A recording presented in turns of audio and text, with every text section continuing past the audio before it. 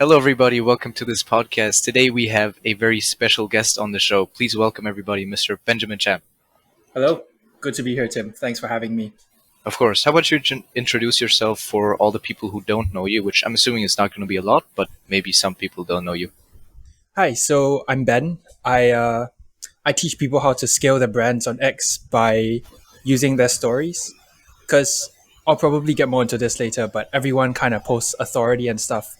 I make people like you for you, and that's what builds trust, and that's what gets them to buy in the first place.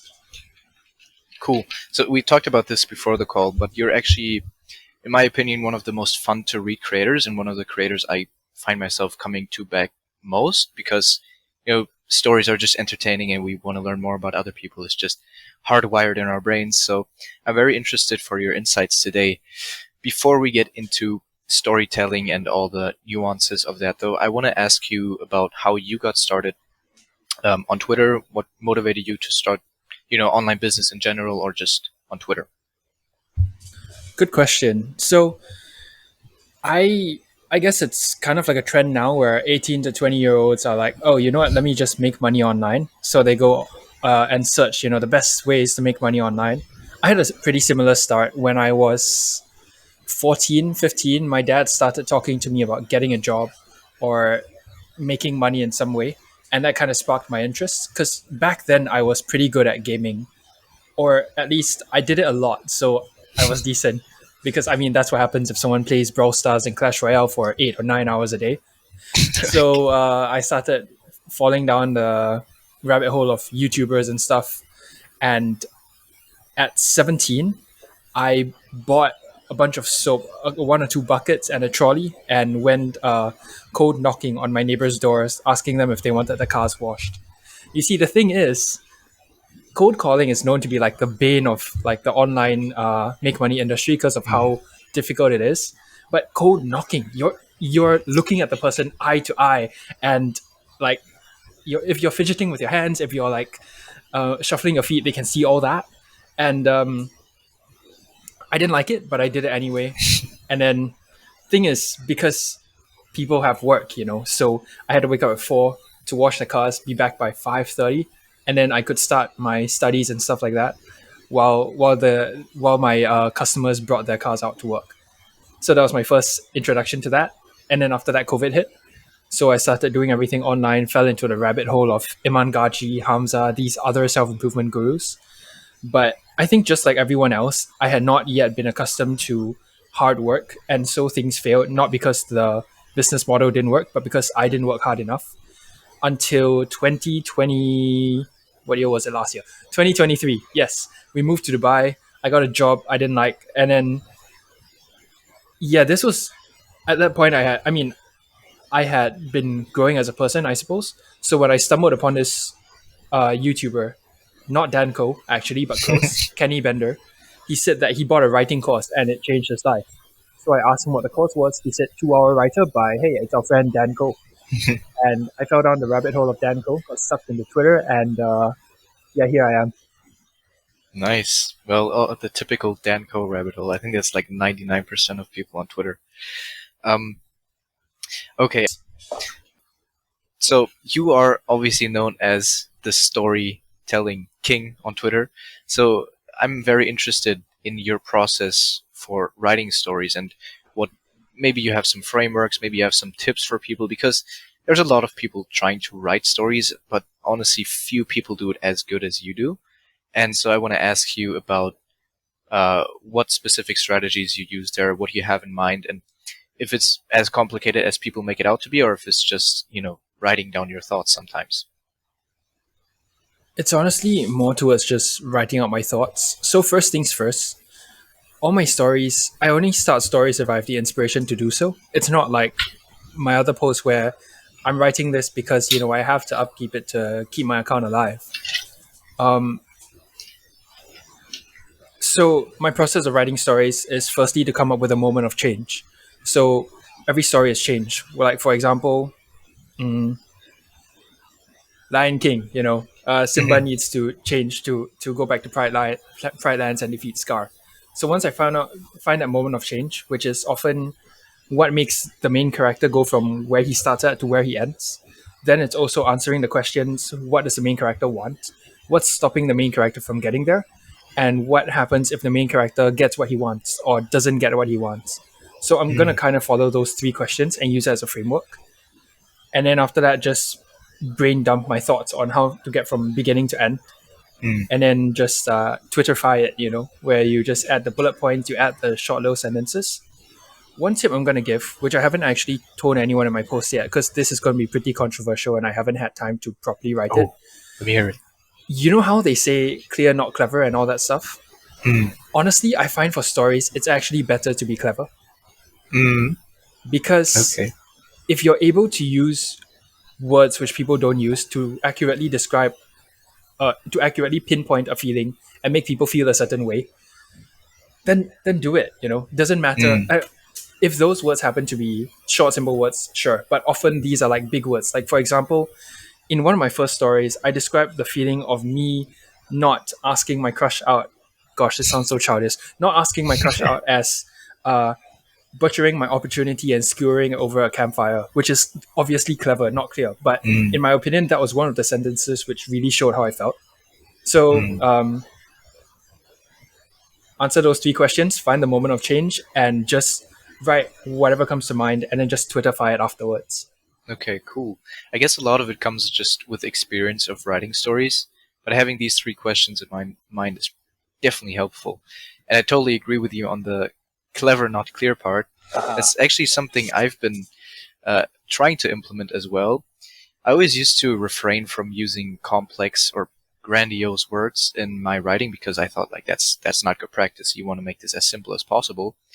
But in reality, I always wanted to use these big words because I've felt good when writing them. Like it's just that simple. And honestly, it's also like you tend to attract more sophisticated people if you write in a more sophisticated way. That's also part of it. But I mainly just enjoy using these words. And if you enjoy the writing process, then in my opinion, it always turns out better than if you restrict yourself in any way. Completely agree, especially because the audience can tell when you actually enjoy writing something or when you're just writing it for views or because you need to upkeep the posting on X streak. And if this is what helps you get there, then just do it. Totally. Cool. Glad we're on the same page here. That's actually something I don't see many people talking about. Okay. So there's... let me think. How do I phrase this question?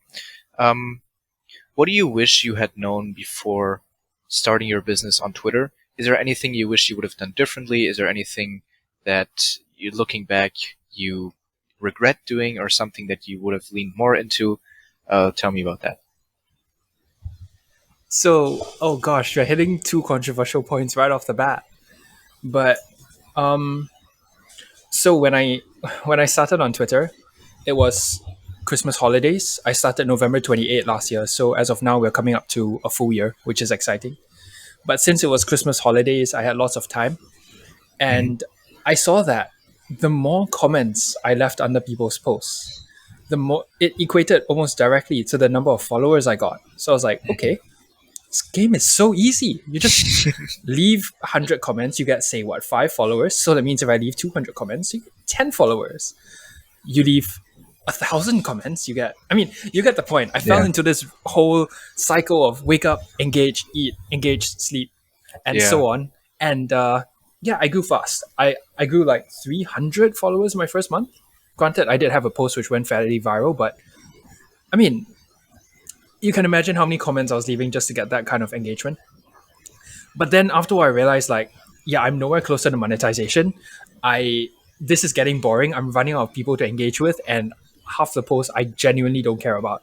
So this was a bit of a mistake, but I just straight up quit cold turkey, quit engaging completely. And I thought, okay, I mean, Mr. Beast doesn't comment on other people's videos and saying like, yo, I love this video, so and so. He just makes extremely good content. So I thought, what if I could do that to my own writing? And it took 1 month of trial and error. Like the 600 follower to 700 follower took like the most time out of all my other follower milestones. But during that time, I slowly started to slip into the storytelling framework, slowly refine it, and then my account just blew up. I got like 500 followers consistently every single month since, without engaging, like at all. So screw engaging to some extent. That's pretty impressive. Okay, cool. That's the first point. I definitely agree with you as well. People just overdo it. I think there is some value to it if you leave quality comments and if you interact with the right people. There's just makes those people aware of you. But yeah, I think most people are just in a rabbit hole, in a prison cell that they built themselves of just engaging and then never focusing on the actual quality of their content. Okay, you The wanted way to I go ahead? Yep. The way I see it, most people spray and pray. Like they just take like a machine gun and all over the place. Mm, When in reality, you should kind of look at it more of like a sniper.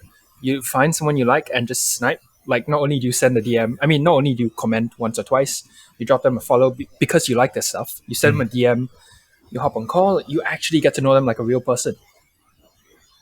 That works way better, and those mm. people are way more likely to comment on your stuff in the future, like forever.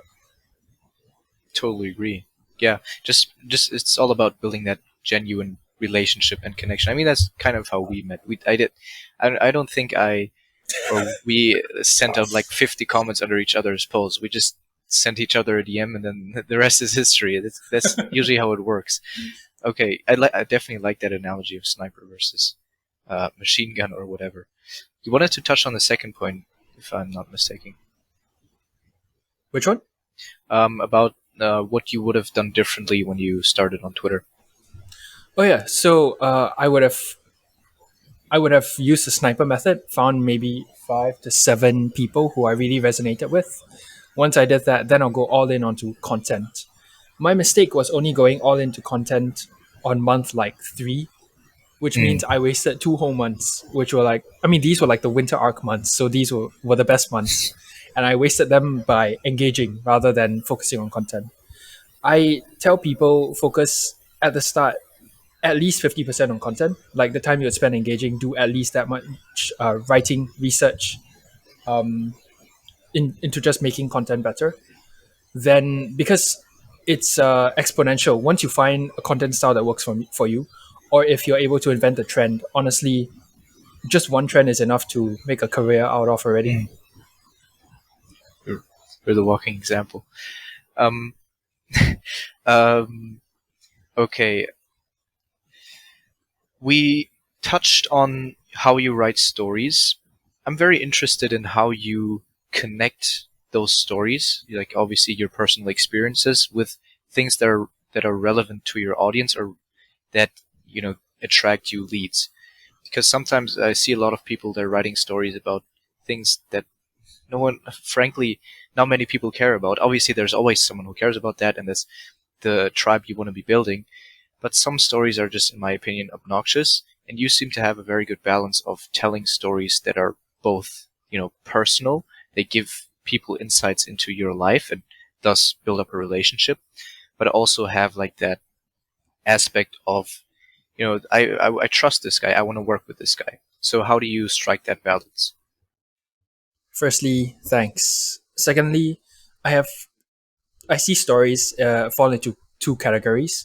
One would be the world building stories, where people get to know about you.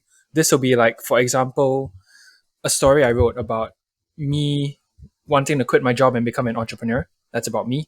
Or like that romance story where I failed to ask a girl I liked out. That's a world building story because it gets people to know about me, my feelings, and it's relatable to everyone. But on the other hand, there are the client attracting stories. Those are the ones where you sit down and ask yourself, okay, who is my ideal client and what are they going through? So make a list of the pain points and write stories targeting those pain points. For example, if my ICP is, say, a business owner struggling to grow a brand on X, why not, to make it easy? Then I can write a story about how I used to, struggle to grow a brand on X, but now I have made it. I get consistent revenue from X. Then, Hmm. so what this has done is position me as a worthy guide to those business owners. And you know how people like Obi-Wan, for example, Obi-Wan is a guide to Luke because he's been through what Luke has been through, and Luke trusts him. So we've Mm, positioned ourselves as the Obi-Wan of the story, showing like, hey, young Jedi, I have been in your shoes. I have killed the Sith or whatever. So now you can trust me to lead you.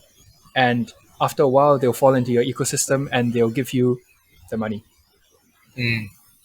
Okay, that's very cool. I've actually never thought about that separation, world building and client getting stories. But it totally makes sense though. Um, do you mind if I ask like how many of your stories are world building and how many of them are client getting? What's the balance you have there? Maybe you have like a system there, or maybe you just whenever you need clients, you write more client getting stories. I don't know how that works. The world building stories, these are the ones where I rely a lot on inspiration. Like client attracting stories, I can just pull up a pain point and kind of just force myself through the story if really necessary. So I tend to do those quite a lot, or at least, yeah, way more than the world building ones. The world building Mm, ones are genuinely just when something interesting happens, mm, or when I remember something interesting that happens. Because, for example, like a while ago, I wrote a story about how my dad has made it in life and how I don't want to be in his shadow. I mean, mm, unless something weird goes on with the world, I'm forever just going to have only one dad. So I can only write that story once. Whereas when it comes to like client attracting stories or pain points, I can repeat those stories multiple times. I can repeat it using my client's pain points, like saying like, "Hey, um, Luke Skywalker, my client, struggled with this, but now he is now a millionaire, so and so. Here's how he did it," which is also a client attracting story. So way more client attracting than world building. okay, interesting. So you said you rely a lot on inspiration. Are there any systems you have for gathering ideas, or is it just like when an idea comes, you just jump up and write about it? Because usually that's how I do it. Like I never sit there and think like, what can I write about?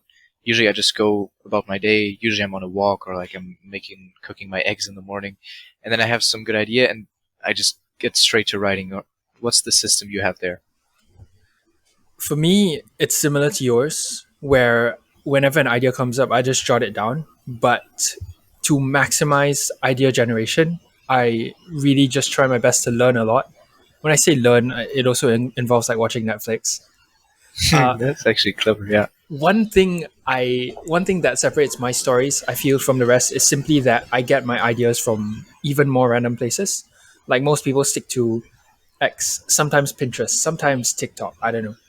I've gotten my stories from How to Train Your Dragon children's books, from Trump's speeches, from Mr. Beast.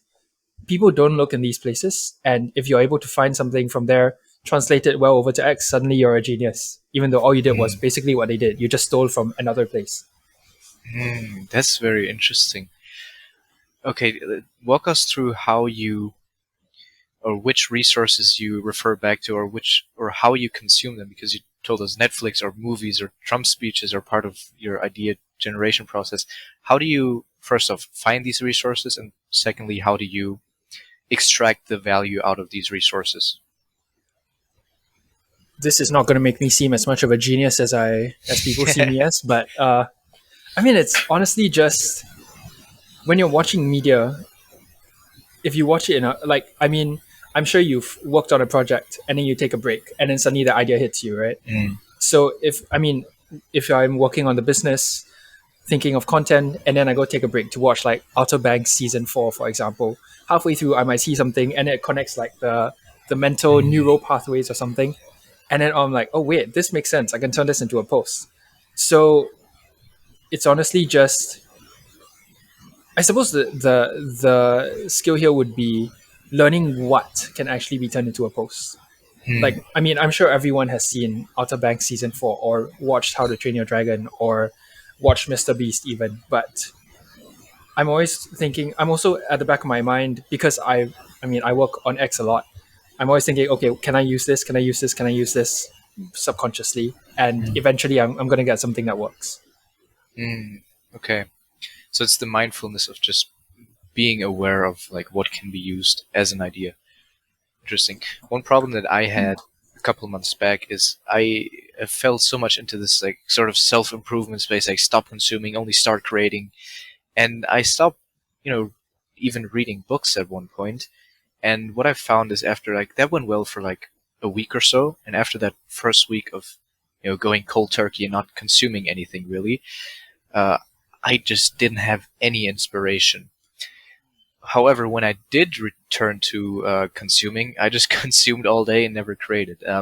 So it appears to be there needs to be a balance to between consuming and creating, and I found it very hard to strike that balance at some points in my life.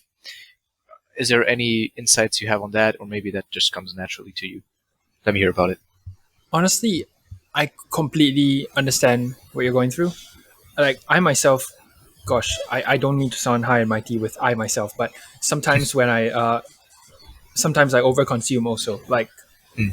when I rewatch back all my client calls, and when I watch my client calls, this is the perfect example to go work on my Minecraft mega base, you see. But yeah, so the one thing that I've trained myself to do is honestly just self-control, because if you have good self-control, you can really just consume as much as necessary, but if it's Mm. too much, then you can just stop. So Yep. the way I do this is, gosh, it's the self-improvement side coming out again. Really just goal setting and stakes, some things that help you. Mm. You tell this person, yo, I'm gonna finish this much work by today. Or if you want, you could really just text yourself a to-do list to finish, and if that works out, you can earn X amount of points, and if you stack up X amount of points, you get yourself a new phone. Mm. Like for example, I told myself last time that when I hit my first 5K month, I would just go splurge 2K of it, because why the heck not? And I hit it, and Mm. I did it, and that just reinforces in my mind that okay, I'm gonna keep promises to myself. Therefore, I should work harder when I next promise myself something, and stick to whatever I intend to do around it. Mm. I love that. Yeah, let's talk more about that. How do you go about setting your goals? How do you go about rewarding yourself? Because this is also definitely something I struggle with. I'm just always trying to achieve and achieve, and sometimes I forget to reward myself. I think a lot of people, especially probably in my audience, because that's the people I tend to attract, struggle with that. So, walk us through your process of setting goals, achieving goals, and then rewarding yourself afterwards. Well, first things first, I've seen a bunch of people have those, the 10-year goals and the 5-year goals and the yearly Mm. goals, then the quarterly goals and the monthly goals, then the weekly goals and the daily goals and the hourly Mm. goals. If you have time to upkeep all of that, let me know how you do it. I don't. Uh, I kind of just break it down into a couple months down the line. I don't even say like how many months, it depends. Like a couple months down the line, what my goals are then. And then from them break it into what do I do this month and every day. Just these three things. So the monthly goals is so I know kind of where I'm at in terms of daily goals. And the couple months down the line goal is like a bit more long term progress. So for example, gosh, I mean, one of my goals next year, this is not a couple months, but one of my goals next year is to buy a house, because I live in Dubai Cool. and real estate is popping off there. Mm. So I know that a house costs X amount of money, so and so. Therefore, I need to earn X amount of money every month. And therefore, when I set my monthly goals, I can kind of guesstimate how much I need Mm. to earn that month. And from then, I can kind of just break it down into daily tasks. Mm. There's construction outside. Is it too loud? I can close the No, door. it's all good. So basically, what you do is reverse engineer your goals from, like, you have that big goal, buying your house, and then you break that big goal down into smaller goals. And okay, makes. Okay, next part of the process is obviously okay. We've talked about achieving goals, obviously following those, like achieving those daily goals, which lead to those monthly goals, and then later down the line to that big goal. Um, what I'm most interested in is how you reward yourself, because honestly, like, I'm super bad at rewarding myself. I don't know if it's like a pathology that I have or something, but I just like to work, and then I just forget to reward myself sometimes. So how do you reward yourself in a non-hedonic way, basically? I'm guessing the answers would be different, but for me specifically, I just love food. Okay, nice. Like there's Same. a licorice store that is just really good, and whenever we go to that mall, I will buy quite a lot of the licorice. So what I've actually done is that I've split. You know how people like Iman and Hamza, they kind of have like work months, work seasons, and play seasons. Yep. So I've kind of done the same. So for those work seasons, I just go all out. Like for example, I mean, yeah, there's like the no phone before 8, but there's like wake up at 5. There's carnivore diet. That's a huge one because I mean, food. I really like food. So if I show my body that hey, we are in a period of no nice food, then it kind of does something to my brain to remind me like, okay, we have to get through this first. So normally it's I set like monthly challenges. Once I set those challenges, I reward myself with something pretty big. I just go like I mean go big or go home. Like for example, currently during the month of I think I have another 2 more weeks until I finish a 1 month carnivore diet. Then I just get like a pack of salted egg noodles, something like that. Or once again, I guess to answer your question more practically, I just take longer, set bigger goals for myself and reward myself with bigger things like a new phone, a new Mac, a new laptop, things like that. Because that's something which I can wake up and look forward to instead of chocolate. Like that's just okay. You eat it once and it's over. That's pretty cool. Okay, I like that. Definitely giving me some cool insights here. Now that we're on the topic of, let's say, productivity or achieving goals, how do you structure your days to obviously get stuff done, have the most possible creativity? Do you have any strict work hours or any systems in place for getting the most out of your days without becoming obsessive about them? So when I'm in my grind months, honestly, most of the time I just wake up at 5 because not because it's discipline and all. Honestly, it is a bit of discipline, but I genuinely just enjoy it. Nothing against my family, but I need alone time. Yeah. So if I wake up at 5, I just grind until 8. Then I take a break. I have an hour where sometimes I eat breakfast. I read a bit. I do my family chores because that's the rent I pay for living here. And Yeah. I just kind of then I just chill for like an hour. And after that, I either deep work again until 11. Oh, this is a recent change. What I've been doing is deep working until 11, where I post on X and then I reply to my comments. But now because you're able to schedule long forms, I just deep work all the way until 12, and I only answer comments at like 4, which has been amazing. Yeah. Same. So honestly, it's like deep work at first, and it gets shallower and shallower and shallower until about 5, and I just take the rest of the day off unless I'm rushing something. Then I just work until like 9 again. Okay. So the first work block is probably just going to be writing, I'm assuming, or building products, or is there anything else you do in that first block? Very recently, it's been answering DMs because my mentor has been telling me this whole time, oh, you could be making twice as much money as you are now if only you warm DM your followers. And so I'm finally doing that. Like that's the eat the frog task. But normally, yes, building products, writing, just doing the most difficult thing that I need to get out of the way. Okay. Yeah, those I fucking hate DMs, bro. I shouldn't say this on a podcast, but I don't enjoy. I'd rather just hop on a call with the people and just talk to them. But I get that people are busy and don't want to hop on DMs. Okay, I want to ask you, like, who are the people that you respect most in this space, who have inspired you the most, who other people can look to for inspiration, despite you or your peers? Is there anyone that you really respect that you love to get people onto?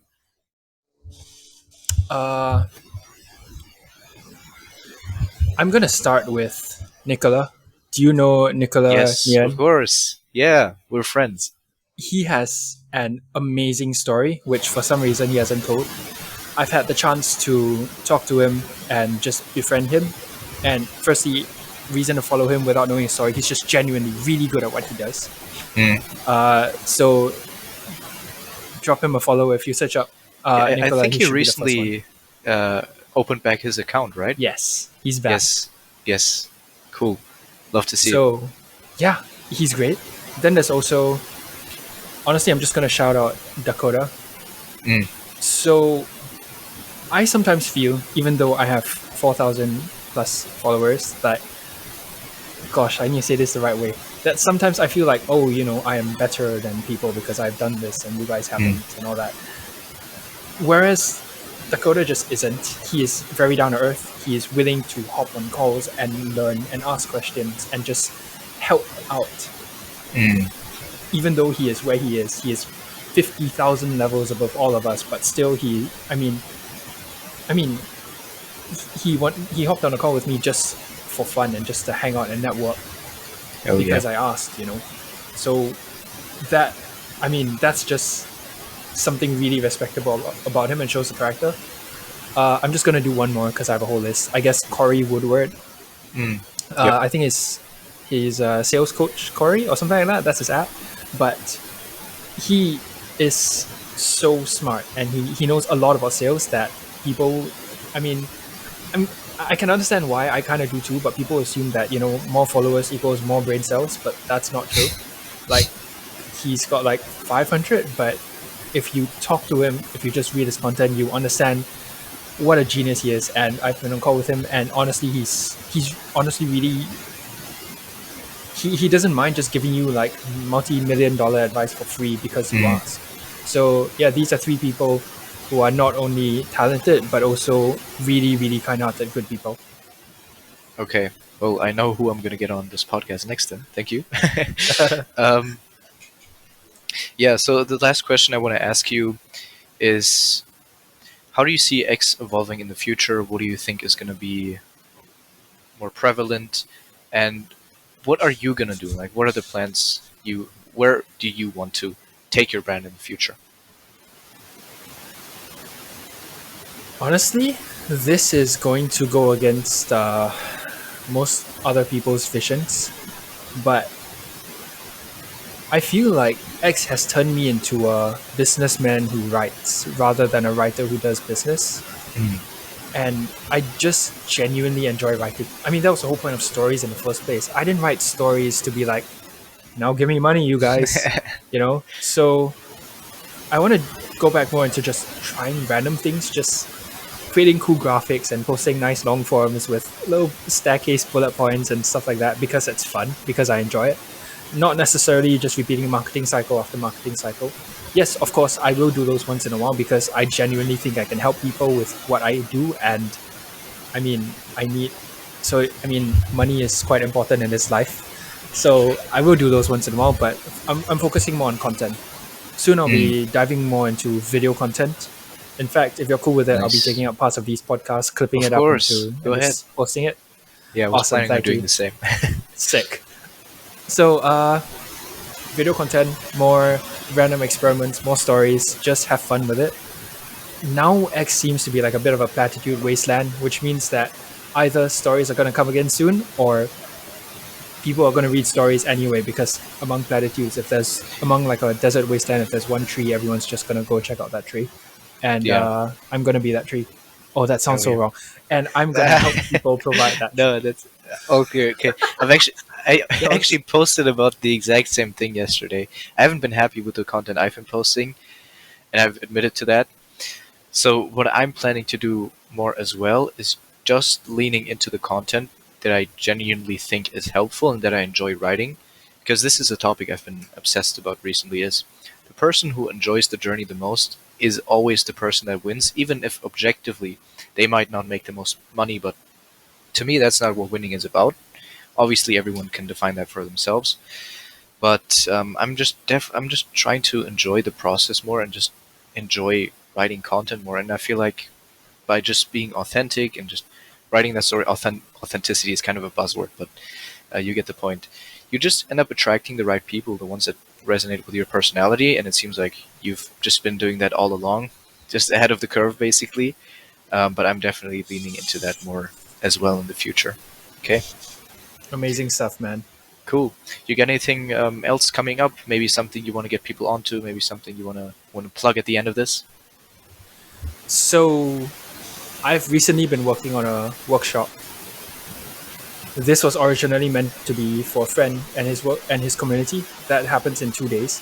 But looking through the slides, it's so much more complex than my last workshop, than my last giveaways. I might just release this to the public soon. So just hit like, follow, do all the hit the notification bell so you never miss my latest video. Yes. I mean, but on X, just hit me up. Okay, cool. Love to hear. Yeah, definitely everyone drop Ben a follow, drop me a follow now that you're here. Yes. Might as well do both. And yeah, I think that's gonna be a wrap. Thank you for being on, Ben. Thanks for having me, Tim. Cool. Okay, that was the conversation. I really hope you enjoyed it. If you did, make sure to check out Ben's and my Twitter accounts and wherever else you can find us. And I also wanted to just remind you of my newsletter. I provide value on there every single day. If you are into marketing, if you're into copywriting, if you are into growing your social media presence, increasing your brand awareness, I think you'll get a lot of value out of my newsletter. I put a lot of effort into that every single day, almost every single day. So definitely make sure to subscribe to that. Despite that, thank you for watching, and I wish you a pleasant day. Cheers, see you.